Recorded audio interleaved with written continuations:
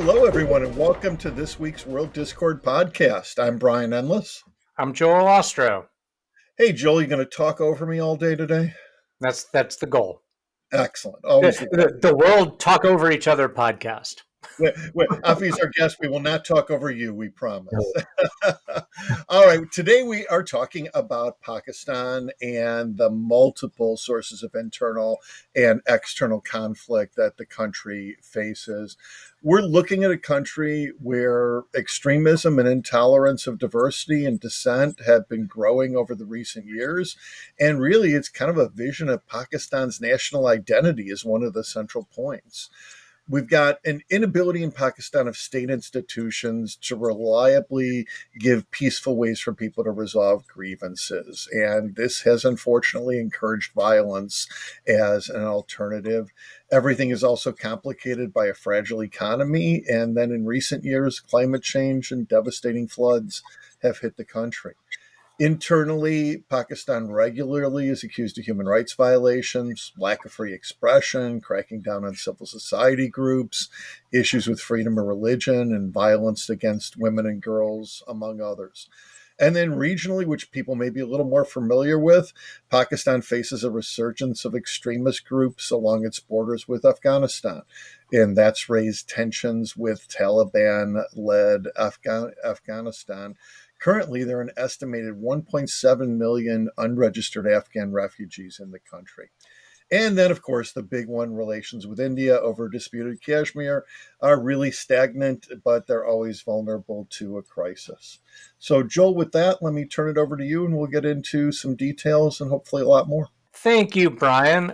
We are fortunate to be joined today by Afiya Zia, who is a scholar, an activist, expert in gender studies and women's issues based in Pakistan, splits her time between Pakistan and North America, and has graciously given her time to join us today. So thank you so much, Afiya. And if I may ask an introductory question, um, real generally, can you describe maybe a little bit uh, geographically where the main sources of turmoil are inside of Pakistan? Is it the whole country or is it regionally? And who are the main players? If you can sort of give us a lay of the land a little bit.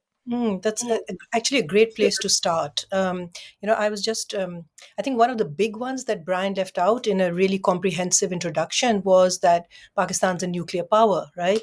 And one of the Oh, yeah. earlier and that's been its identity. And unfortunately, for the last 3 decades, but definitely since the events of 9/11, Pakistan has acquired the reputation of being the most dangerous country in the world, right? Mhm. And sort of it both irritates us, but it also, as Pakistanis, there's a grain of truth in sort of the instability that all of us experience on a daily basis. So to your point, Joel, is it everywhere in Pakistan? Is Pakistan one homogeneous flat landscape? Absolutely not, right?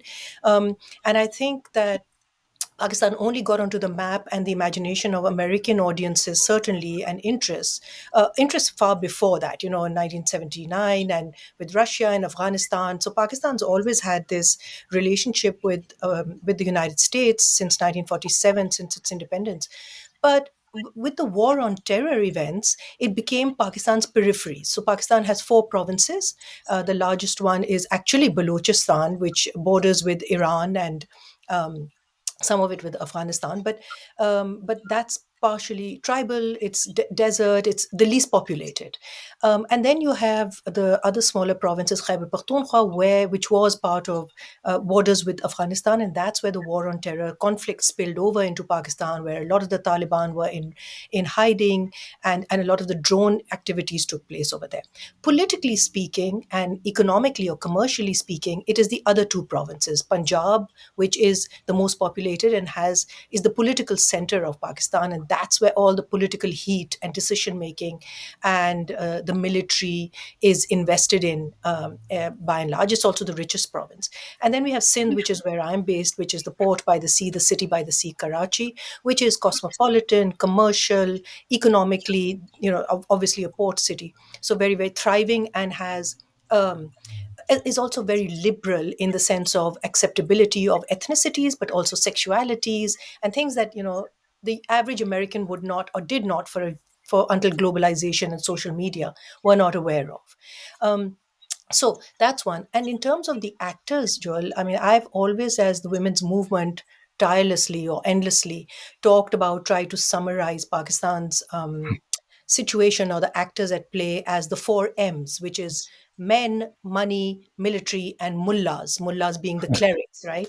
So it's always been the interplay and the intersections of that, which for rights activists has been sort of the targets, and sort of the it's to identify the kind of sources of acrimony, sources of tensions, conflict, internal, that have taken place.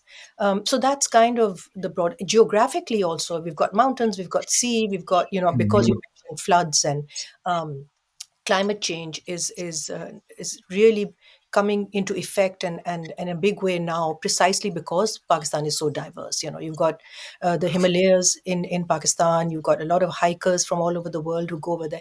So it's an incredibly, people think India is diverse. Pakistan sort of, I would argue, far more. We've got different languages as well. It's not just dialects, they're almost very different languages. So each province has its own identity and its own politics as well. Maybe we can So start yeah, go for it. internationally. Okay, maybe we can start internationally, and it's the northwest of the country that has the Afghan border and connection with That's right. Afghanistan. I know that's one of the most mountainous regions in the world, but also people travel over it, can travel back and forth. Can you talk to us a little bit about how that has played out, really, since the U.S. was in Afghanistan, and now that the Yeah. U.S. is gone and the Taliban is back, Mm, and the massive numbers of Afghan refugees? And I also know that's one of the big religious areas that's been semi autonomous and where there have been a lot of questions there. If you could talk about that some and give sure. us some detail there, that'd be So, great. yeah, really interesting because it's perhaps the only, well, not the only province. Ironically, it is both the Punjab, when it's separated from India, that Indian, so we share an identity on the other side of the country with India because they're Punjabi speakers and probably can Hmm. understand each other more than they would within the country, with other provinces and other states in India.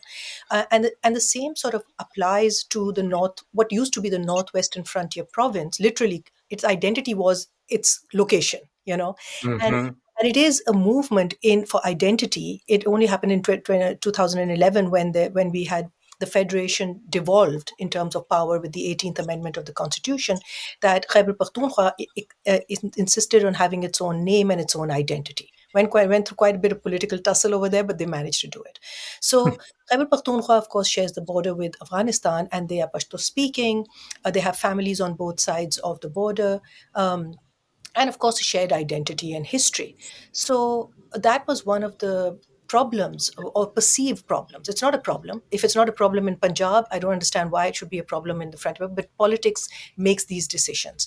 And yes, Hmm. the United States, dating back to 1979, when it sort of, in the perception of Pakistan, used, and in others, the perception was that we sold out to the United States in that, and played as, and we have been a proxy to the American interests in that region, in that location. So that split. And created a lot of refugees. Now, again, Brian, it's interesting that you mentioned the number of refugees, and it's a large number. But Mm. back then in the 80s, when it was so difficult to accommodate, Pakistan hosted a whole bunch, almost double the amount of refugees that you mentioned Yeah. now, right? No resources, very little During the resources. Soviet invasion of Afghanistan, right? Like in that Exactly. time period? Yeah. That Yeah. time period in the all through the 80s. Now that Yeah. had a dual effect, and again, you must remember that I'm always seeing things from a feminist perspective or from a rights Yeah. based perspective.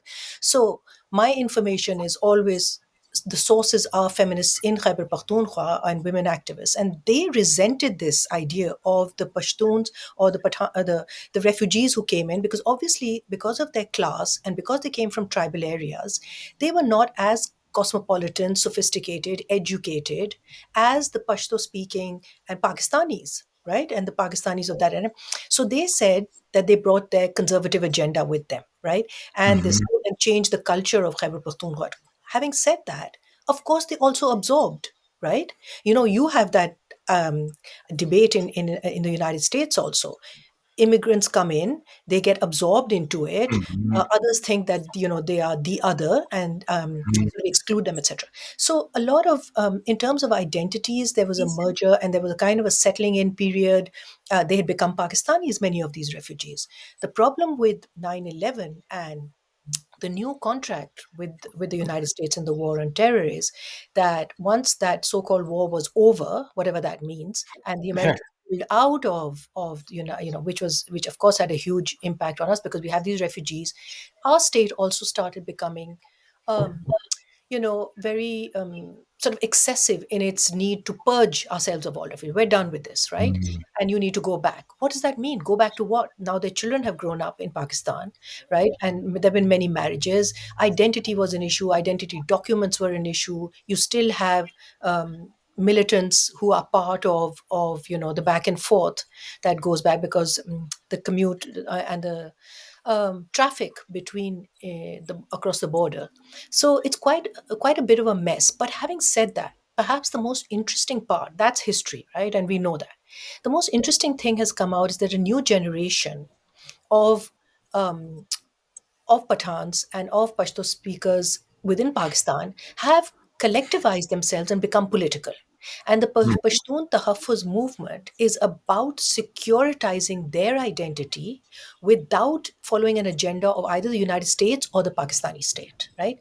And that PTM or Pashtun Tahaffuz movement is seen with suspicion by everybody, right? Simply, even Yeah. though they're trying to carve out their own authentic political local identity without being anyway, and they're young leaders, and our problem is there aren't enough women leaders in it, but they don't have a problem with with speaking with women or listening to women leaders who are trying to guide them and get the women's agenda as part of that resistance movement.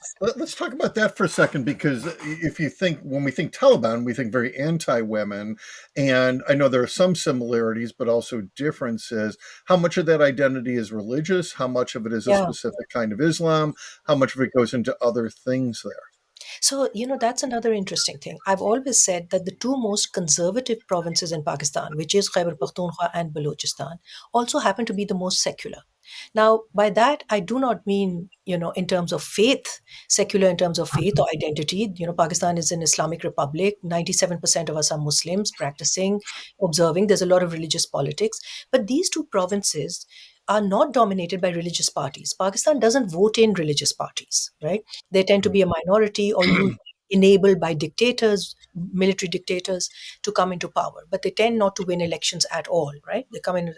But so it's not politically, these are not religious driven agendas. They are conservative, though, don't get me wrong. So women's rights and all of Yeah. that is a problem. Um, but this Pashtun Tahaffuz movement is in fact quite secular. I mean, people would object to my using that word, but that's the best way I can describe it, right? It's Then not. tell us what you mean by that. Mhm. It's because most people have no idea, Right. how you put the Islamic and the secular Yeah, together. That's very strange to Western it is. audiences. Maybe if you can discuss the details of that a little bit. Yes, sure. That's been sort of most of my theoretical work has tried to sort of frame this issue. So, when Pakistan was became independent of India in 1947 and was decolonized in that sense, the initial identity was quite clear in the founding fathers, if you like, their view. It was always supposed to be just a secular state. Religion was not to be part of state business, not meant to be part of laws, etc. And by 1979, coincidentally, by 1977, in fact, a general dictator, because Pakistan's political history is dominated by military coups and Yeah. military intervention. So in 1977, the general that took over, General Ziaul Haq, who was in fact then Ronald Reagan's best friend through Mhm. that process, was had to legitimize his government on his takeover, said that I'm going to Islamize Pakistan, whatever that meant. Mhm. And so a series of laws, insertions were made into Pakistan's constitution and to Pakistan's laws. So we now have a dual layer of post colonial laws, which were colonial laws, right? And then layered on are Islamic laws as well. So you go figure which one applies at what time depends on the judge's discretion. But by and large, people do identify as Muslim. We have Muslim practices, we have religious parties, just like any other country would. But But culturally and socially and politically, we have descended down to a point where religion is absolutely merged into most identities, and most programs, most schooling. It's infiltrated all of these, which didn't used to be the way, right?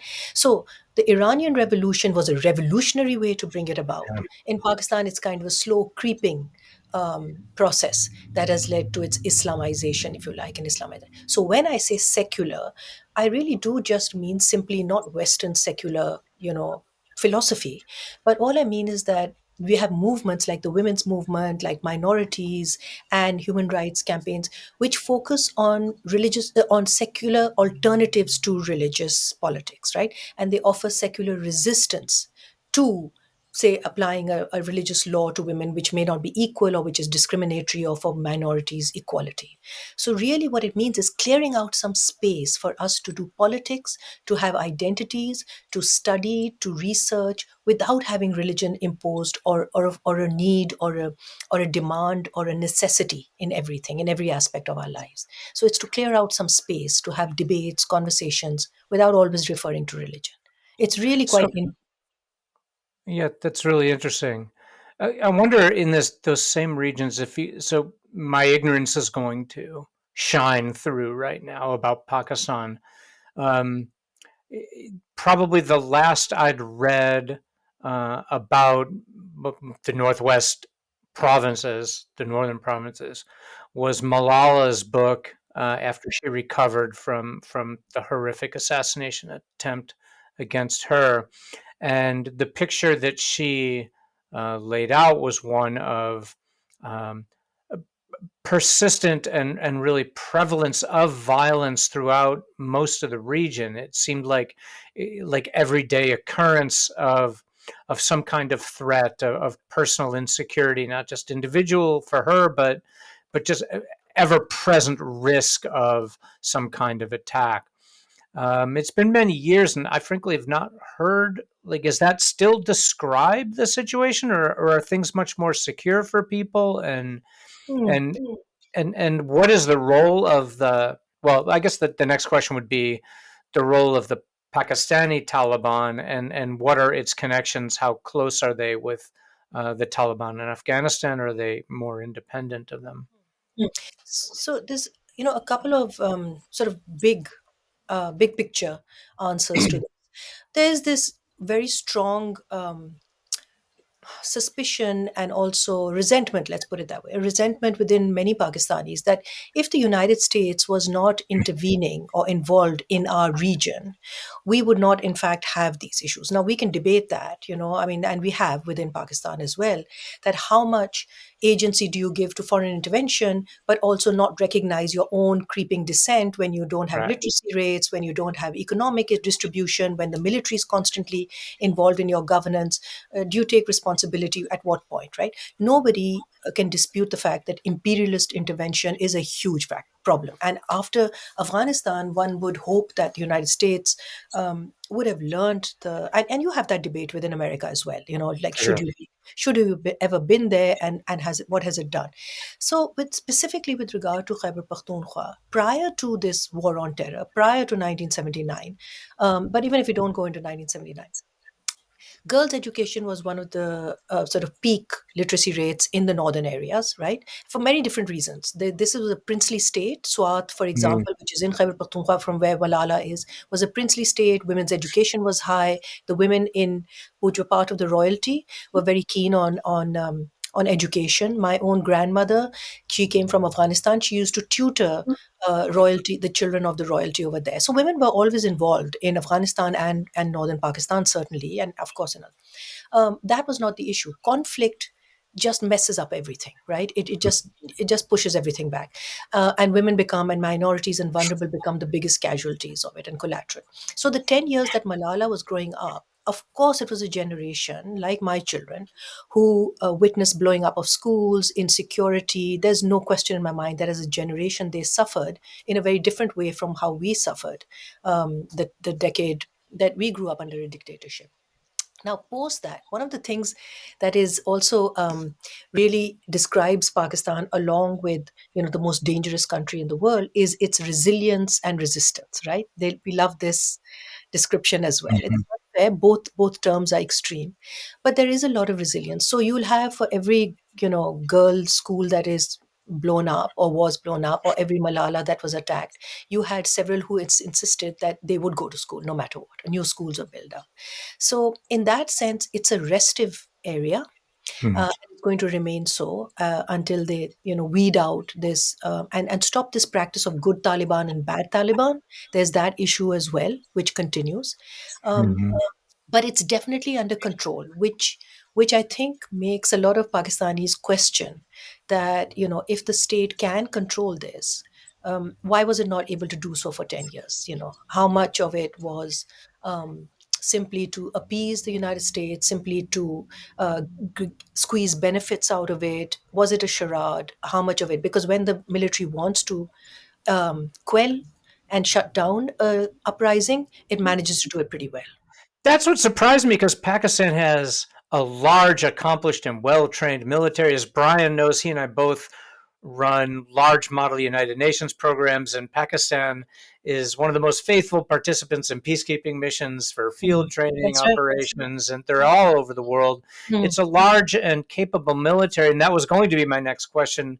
Was going to be what prevented the military from establishing and reestablishing order, but apparently from what it sounds like, it sounds like things are more orderly now than they were a decade ago. But it's the state that has provided the order, not Yeah. the Taliban or anyone else. The Taliban doesn't rule in any of those areas. Then, No, no, doesn't rule. But the thing is that one is that so one their response or their defense would be that well, they beat the United States, the biggest military in the world. So like, who is Pakistan? Who's the Pakistani state? yeah, So there's a grain of truth over there. It is a guerrilla warfare. It's very difficult to fight it. You can't win. There's no win or loss in these things. But also Pakistan has found negotiation works better because we have to continue to share a border with them. We can't pull out and go anywhere. It's a right, very porous border. There's a lot of smuggling that goes across the border. There's economic issues that are at stake over here, and there's emotional things at stake. We have families on both sides. We have yeah, affinity on both sides. So you can't just bomb everybody, which is what we try to tell them through the whole decade of terror. hmm That you need. But honestly, and this is not any praise, or I don't say this with glee or any happiness, but they have managed a kind of a post-conflict impasse with few uprisings coming up. My problem is we need to include more democratic voices, which is why I mentioned the Pashtun Tahaffuz movement. We need to have younger people listen to their grievances, have a truth and reconciliation process, have more women involved in it, um, and sort of one of the biggest beef that I've had with with all of this. The criticism of the United States, which I've always been a critic of sort of involvement and whatever, imperialist kind of interventions and political relations. But my point has been that why have we not, as forget region, even in terms of the Muslim world, why have we not come up with alternatives? Why do we not have an Afghanistan plan? Why don't we have donors and agencies and programs and sort of humanitarian work that we go in and help and sort of negotiate with the Taliban so that women get better education, etc. It's just a really good and valid criticism of UN agencies or American USAID, and I don't want them there either. But there's got to be an alternative. These women are now empowered in Afghanistan, and they have hmm guns, and they're not going back. So they have to be beaten down to go back. Yeah. Uh, and so that's a big gap right now. Yeah. While we're talking about women, let's look at another human rights issue you may know something about as a gender specialist. I was frankly very surprised when I was prepping for this podcast to look at sexual orientation and gender identity in Pakistan. My understanding, and please correct this because this is literally just from a Human Rights Watch report, same-sex conduct between men remains a criminal offense. That's not particularly surprising. But I didn't realize there was a 2018 law making transgender women legal. Mhm. And I don't know if that applies to transgender men or not, and it sounds like that's still contentious. But maybe if you can talk about that Sure. situation, that's Mm. something we don't see very often. Yeah, that's the other thing, and it's a very pertinent question, and it's important to for audiences to understand the history of this as well, right? There's this perception that same-sex relationships or queer identity is something that is modern and new, and if you look at the history, or if you look at the history of forget Pakistan, if you look at the history of Iran, Mughal India, and so on, Mhm. transgender communities were extremely valued. They had high places in the Mughal armies. They were warriors, etc., etc. So what I mean to say is that it needs to be seen historically.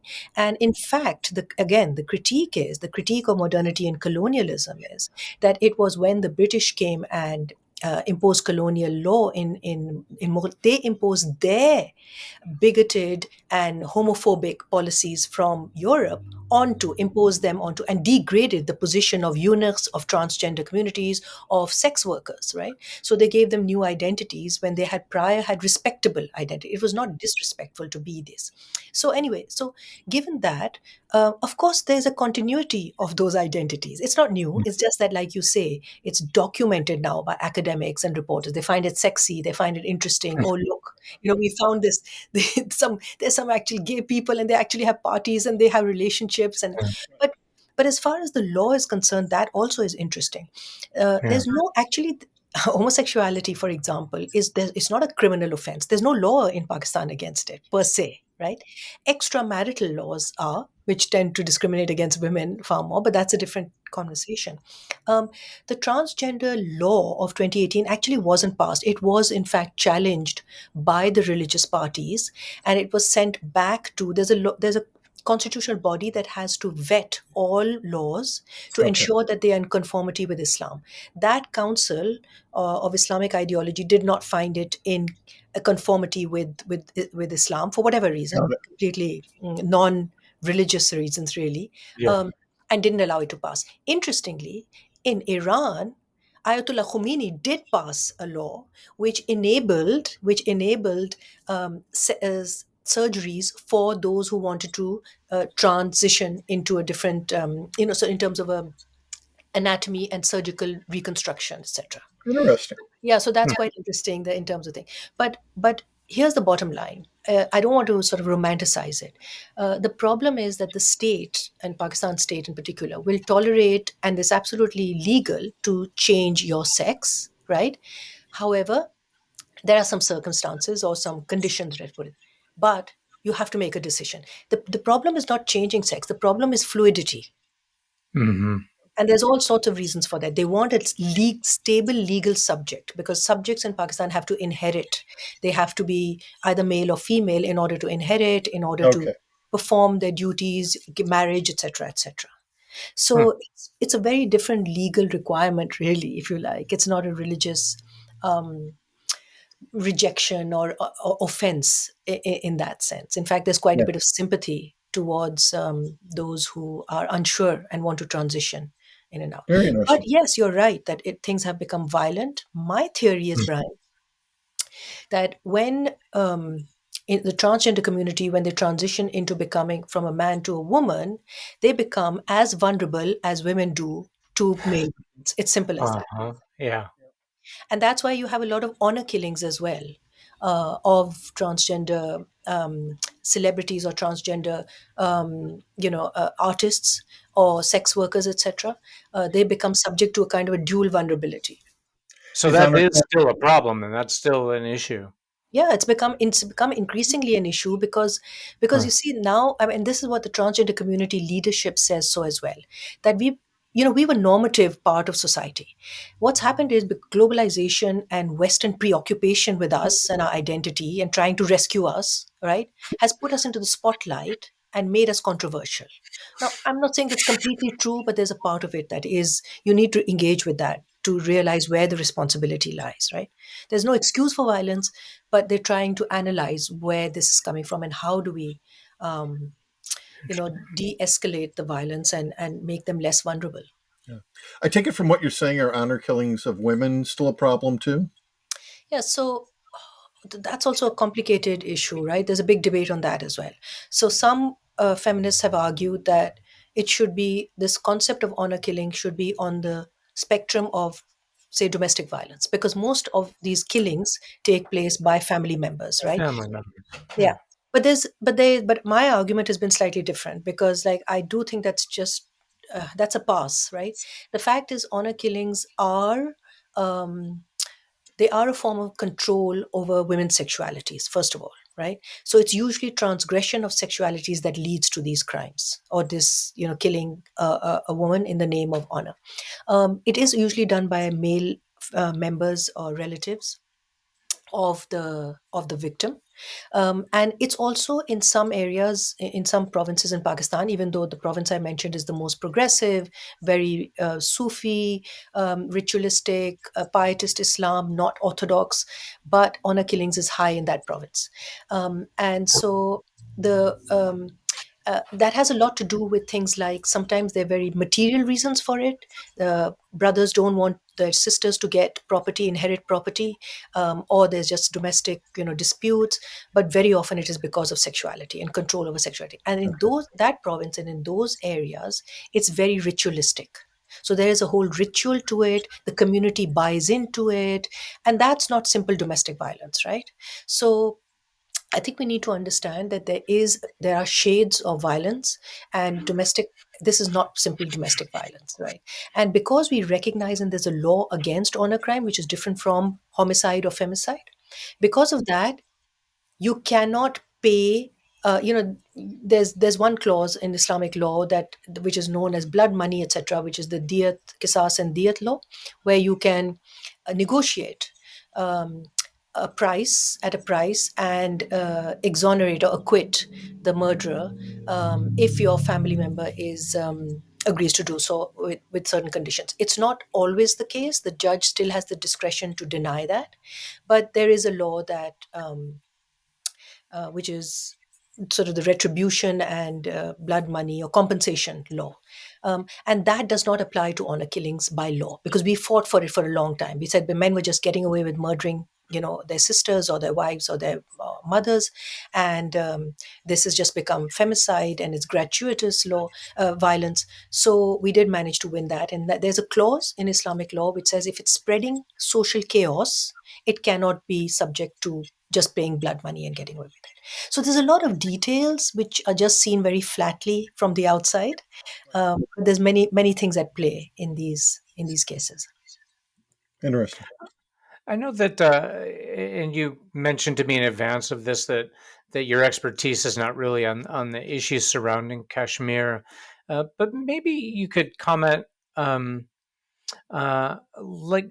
how what is the level of just societal discussion of awareness of, or concern about um, conflict erupting there among Pakistanis generally. Hmm. Like, is it a pervasive, like, immediate concern, or is it something that's kind of out there and kind So, of shrugged? yeah, just to put it a little bit into historical context, that until the 80s and 90s, even because that's when I was part of the women's movement, there used to be a South Asian identity and South Asian networks, Yeah. and people used to know each other, human rights lawyers. We used to operate on a regional level. That's pretty much dead, for Why whatever reason. is that? Yeah. So that's a good question, and mine is a guess or a theory Hmm. as much as anything else. I think with when India opened up, and globalization takes place and economic, but why would they want to look at Pakistan? Honestly, I mean, I'm not trying to do, and I'm saying for us the same way. Why would Mm-hmm. the Pakistani state be invested in, in an India that they're not allowed to trade with? That's our only main Right. interest, everybody's main interest, right? Yeah. And so the military doesn't permit you to do that. There is a lot of the nationalists insist on both sides. By the way, they insist that we're such different identities, because they can't get over partition still. So we're so different that they're invested in hyper, sort of. Sort of promoting constantly our differences rather than our likeness. And so civil society got split, I think, in the process. So I think it's purely economic reasons, globalization and others. And I think there's some attempt to repair that now. It depends on which leader on both sides. When we have populists on both sides, that's not going to work. Hmm. they'd rather be friends with Donald Trump because they have so much more in common than they would with each other. So Mhm. there's that. And like I said, the military certainly doesn't like us to become friends, and they have their own survival, existential crisis issue. So I think that happened, and civil society broke up. And so what happened is Kashmir, which used to be a burning issue, and so did Palestine, by the way. These issues would have students on the street, religious groups on the street, nationalists on the street, and that's pretty much ended. Right. And so Kashmir, Pakistan Kashmir, which we call independent or Azad Kashmir, and I think maybe it's a good thing. Mainland Pakistan is not that invested or interested in it. They have their own president, they have their own leadership, etc. There are moments when there's violations that take place where civil society becomes active, but as far as the conflict is gone, pretty much after 2008, the attacks on Mumbai, and then sort of then the war on terror overtook everything else. I think it became settled that Pakistan was not going to be too invested in the jihadi concept over there. After the attacks on the Mumbai state, I think there was a kind of a settlement or agreement that this is not working. This infiltration business and this transgressing into the border and trying to liberate Kashmir, not going to happen. So there's pretty much, people do follow the state line, whatever you may say. The state, Pakistani state is not going anywhere. It's very powerful. Its narrative is very compelling. The military rules it, runs that agenda and that propaganda and whatever. And so our attention is led by them. Interesting. Maybe we can turn a little bit to something that's affecting everyone. We've talked about this with some other hotspots too, climate change. And I know there've been a lot of floods, and Pakistan's always had flood areas, but I understand it's getting much worse in recent years and decades. How does that affect people's lives? How has that been impacting the country as a whole, and even the political situation or human rights situation? So particularly, even if you go prior to the recent events, I think that one has to understand the precarity of life in outside of cities, for example. I mean, city life is difficult enough, and electricity and energy is a huge crisis issue. It's the number one issue for Pakistan. If you were to ask, any development or Pakistani statesperson, if they are honest, they will tell you that that's the biggest crisis Pakistan face. Financially, it usurps us. We don't run our own resources. We don't have enough. Whatever, the energy crisis is number one. Um, but outside of the cities, people live in such precarity that it takes one event to wipe out entire villages. One event. And it's not even floods per se, it used to be just rains. And it's hard to explain.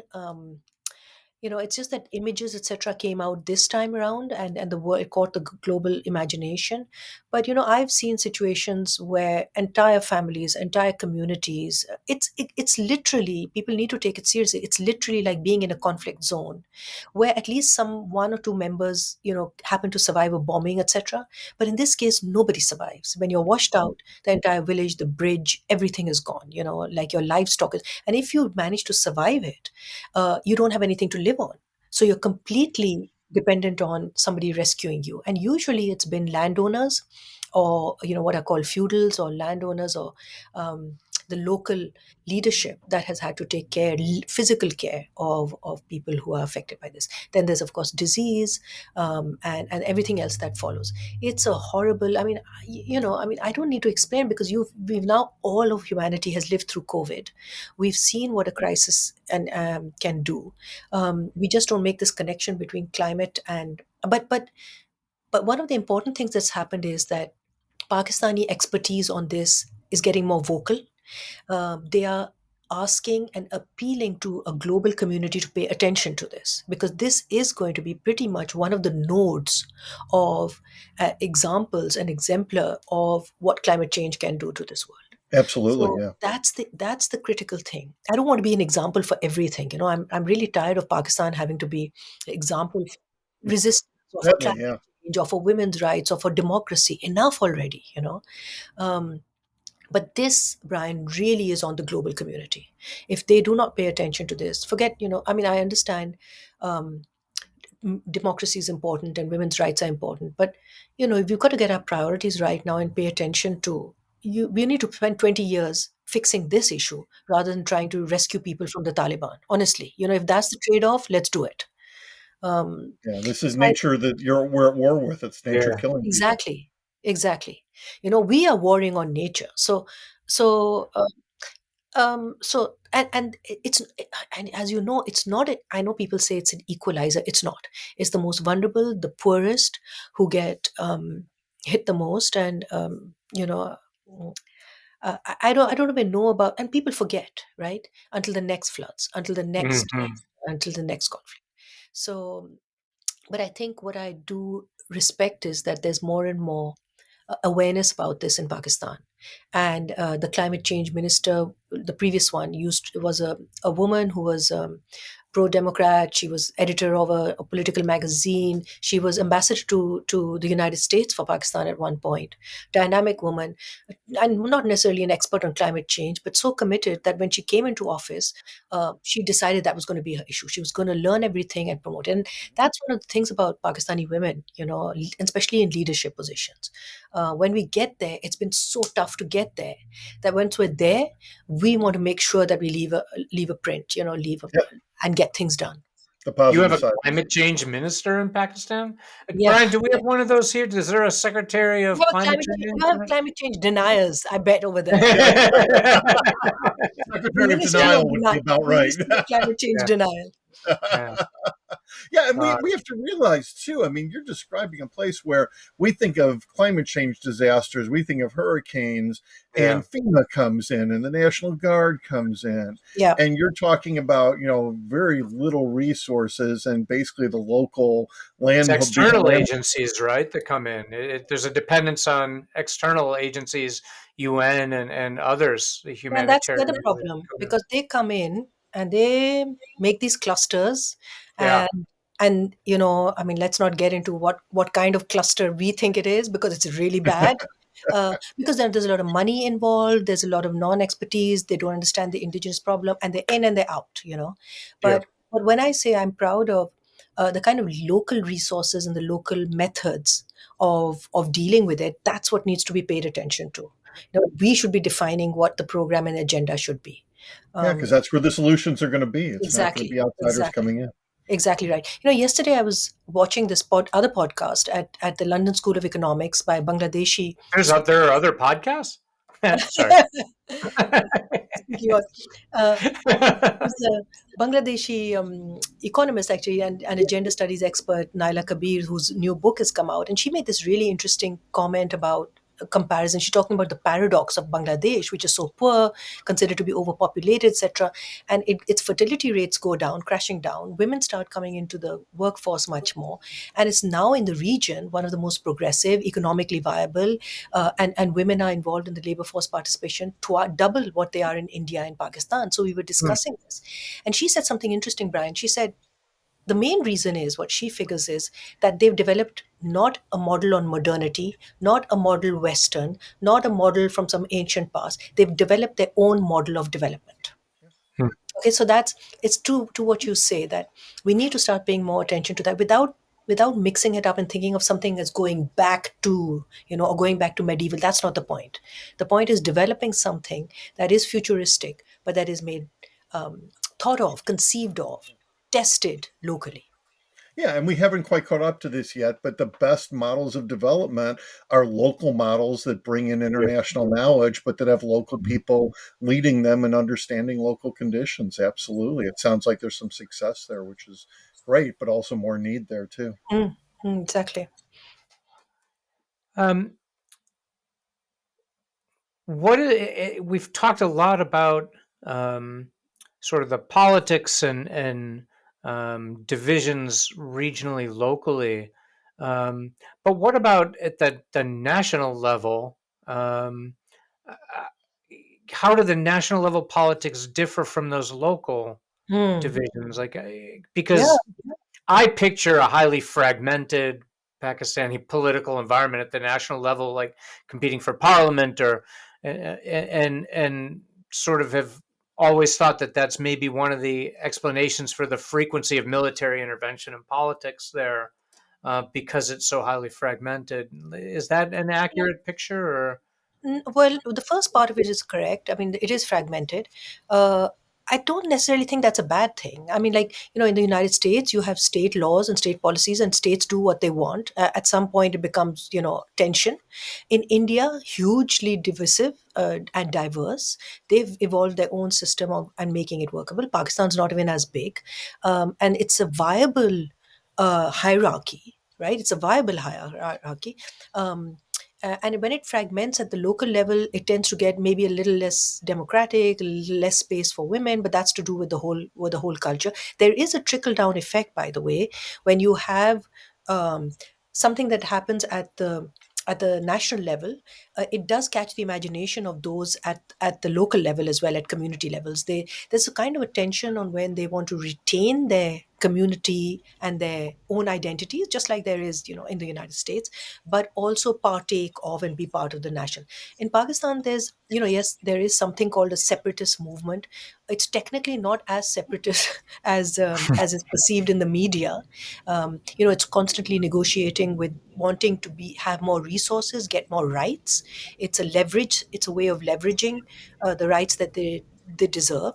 The bigger issue, but the second part of it, Joel, about the military doesn't need any excuse to step in. Okay, it's completely self-serving. It's only for its own resources and to maintain hegemony over its own resources. There is nothing that they have to contribute to unity or faith or discipline or whatever their motto is. That's just a myth that's been busted too many times over, so we don't buy it. Nobody buys it. Okay, and currently Pakistan is in full defiant mode, right? Because of a populist leader that was kicked out, was removed, and is in tension with the military ruler, which is Imran Khan. He's in defiant mode. He's inspired young people to defy and actually be very rude and obnoxious and challenge the military's rule. I think it's an exciting moment. I don't necessarily agree with his politics. I don't like the party, but I think it's a moment. hmm, So it doesn't, and I think what it's done is busted the myth that, oh, we need the military to lead for expediency, the doctrine of expediency, because we're in crisis. Enough of that. Nobody buys that anymore. They do it because they want control over property, over commercial enterprises. The military is involved in all sorts of stuff which they shouldn't be in. Um, and the fragmentation is between them and civilian rights. So it's the military civilian divide, fragmentation, that is more important than hmm, any imagined difference between local and national.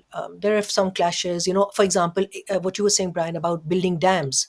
When they wanted to build big dams, there was a resistance movement because people were saying our community is going to be flattened, our community is in risk, high risk, etc. So people protect their land and their property and their lives and their livelihoods, but they're not fragmented because of it. That's their right. this may be too big a question, but with the Pakistani military sort of been around various parts of our discussion. It is a large military. Presumably, it draws from the entirety of the population. Is perceived as a relatively cohesive or effective military, like compared to the militaries around the world. Yes.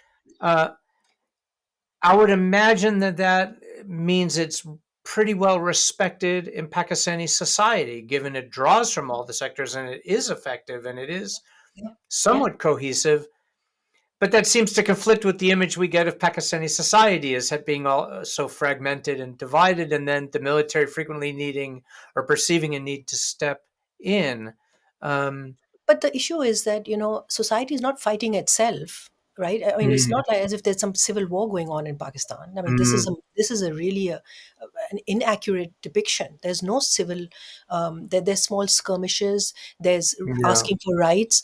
It's it. I mean, I would really challenge this idea. Like I said, on the peripheries, when you are denying young people, there is yeah, a resentment rising. There is sure, rage. There is, but we always try and school it along the political representative way. If the military stayed out of it, our argument is there'd be more democratic space to vent and to be represented. And incidentally, Joel, there have been young people who have been voted into parliament from these peripheries. So if you sure. let civilian democratic cycles go on, We don't need you to step in and unite us. I mean, there's no such thing as unity anyway, right? So we don't need you to do it, and you're the biggest divisive factor, right? So they need to recognize this, which they will not, because it's an Mm. institution that is not trained to do that. It's trained to do Right. exactly the opposite, right?